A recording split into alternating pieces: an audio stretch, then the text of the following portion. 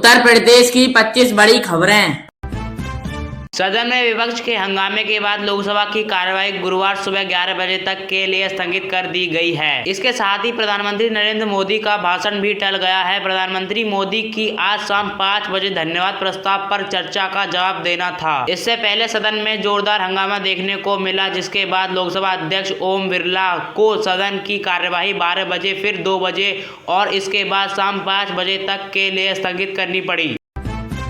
सदन परिसर में नेता प्रतिपक्ष राहुल गांधी और भाजपा सांसद रवनीत सिंह बिंटू के बीच तीखी झपट हुई। राहुल द्वारा गद्दार कहे जाने पर बिंटू ने पलटवार करते हुए उन्हें नशे में होने और सिखों का दुष्कर्म होने का आरोप लगाया। भाजपा ने इसे पूरे सिखों समाज का अपमान बताया है।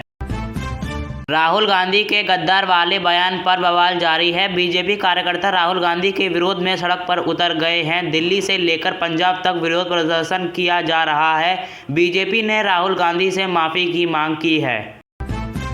बीजेपी सांसद नीतीशकांत दुबे ने लोकसभा में गांधी परिवार पर लिखी गई ऐसी किताबों का जिक्र किया जिनमें आपत्तिजनक बातें भी लिखी हैं। दुबे के बयान पर सदन में हंगामा हो गया। कार्यवाही स्थगित हो गई। बाद में स्पीकर के चैम्बर में विपक्ष सांसदों ने कहा कि जब राहुल को एक किताब पर नहीं बोलने दिया गया तो फिर ऐसे भाजपा के सांसद को बोलने की इजाजत दी गई।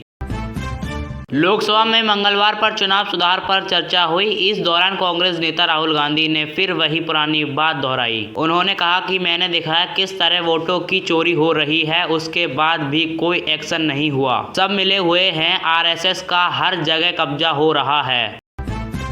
केंद्रीय वाणिज्य मंत्री पीयूष गोयल ने संसद में भारत अमेरिका ट्रेड डील पर बयान दिया। उन्होंने कहा कि इसमें देश के हित की पूरी सुरक्षा सुनिश्चित की गई है और किसानों के हित से भी कोई समझौता नहीं हुआ है। कृषि और डेयरी क्षेत्र में हितों की रक्षा की गई है, जिससे अमेरिकी बाजार में भारत का निर्यात बढ़ेगा। यह डील दोनों देशों के लिए फायदेमंद होगी।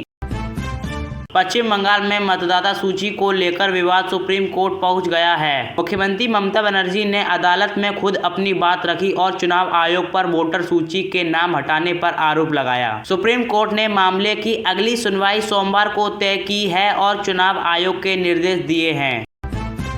केंद्र सरकार ने बुधवार को मणिपुर से राष्ट्रपति शासन हटाने की घोषणा की। यह निर्णय तत्कालीन प्रभावी हो गया है। मणिपुर में 13 फरवरी 2025 को राष्ट्रपति शासन लागू किया गया था। गृह मंत्री की बुधवार को जारी अधिसूचना के अनुसार राष्ट्रपति ने राज्य में राष्ट्रपति शासन हटाने का फैसला किया है। यह फैसला 4 फरवरी 2026 से प्रभावी होगा। दिल्ली के धर्मपुर में एक युवा बुधवार सुबह आत्महत्या के इरादे से टावर पर चढ़ गया। पत्नी से विवाद और शराब के नशे में उसने यह कदम उठाया। सूचना पर पुलिस और फायर ब्रिगेड की टीम मौके पर पहुंची। कड़ी मेहनत के बाद टीम ने युवक को सुरक्षित नीचे उतार लिया और उसकी जान बचाई, जिससे इलाके में हड़कंप शांत हुआ। उत्तर प्रदेश के गाजियाबाद जिले के भारत सिटी कॉलोनी में 3 नाबालिग सगी बहनों ने जान देने के मामले में लगातार नए खुलासे हो रहे हैं। अब एक और दिलचस्प मोड़ सामने आया है। जानकारी के मुताबिक परिवार तीनों के मोबाइल की लत से परेशान था, जबकि तीनों बहन कैरियर कल्चर अपनाना चाहती थी। उधर कर्ज में डूबा पिता ने तीनों का मोबाइल छीनकर बेच दिया और उन पैसों से बिजली का बिल चुकाया था। अमेरिका रूस की 15 साल पुरानी संधि खत्म ही परमाणु खतरा क्यों बढ़ गया? अमेरिका और रूस के बीच आखिरी परमाणु हथियार नियंत्रण संधि न्यू स्टार्ट के खत्म होते ही दुनिया में न्यूक्लियर जंग का डर बढ़ गया है। इस संधि ने दशकों तक दोनों देश के परमाणु हथियारों पर रोक लगाई थी। अब कानूनी साए हटाने से नए हथियारों की होड़ और वैश्विक अस्थिरता की आशंका गहराई गई है। कब का है पूरा मामला?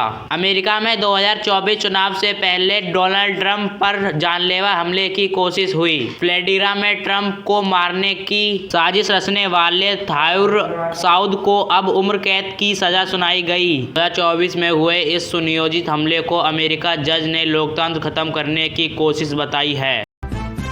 इजराइल के सैनिक ही कर रहे थे हमास की मदद। गांजे में सिगरेट, मोबाइल तस्करी के गंभीर आरोप। इजराइल में एक बड़े खुलासे में सैनिकों और इजराइल जवानों पर गांजे और अवैध तस्करी के आरोप लगाए गए। युद्ध के दौरान सिगरेट, राइफल और अन्य सामान गांजा पहुंचाए गए, जिससे हमास को लाभ पहुंचाने की आशंका है। इस मामले ने सेना की निगरानी और सुरक्षा व्यवस्था पर गंभीर सवाल खड़े कर दिए गए हैं।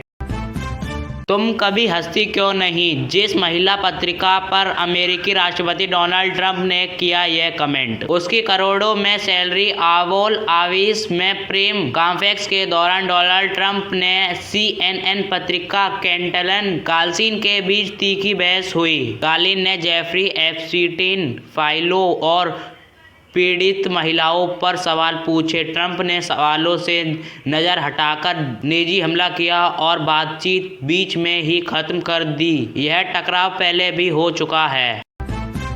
UGC पर रोक लगने पर बीजेपी एक्टिव। केंद्रीय मंत्रियों सांसदों की बैठक में सबका साथ सबका विकास पर जोर। UGC के नए आदेश पर देश भर में विवाद गहराने के बाद सुप्रीम कोर्ट ने फिलहाल इस पर रोक लगा दी है। इसके बाद बीजेपी सांसदों और केंद्रीय मंत्रियों की एक महत्वपूर्ण बैठक हुई। इस बैठक में शिक्षा मंत्री धर्मेंद्र प्रधान सहित वरिष्ठ नेताओं ने सबका साथ सबका विकास सिद्धांत के तहत आगे की रणनीति पर विचार किया।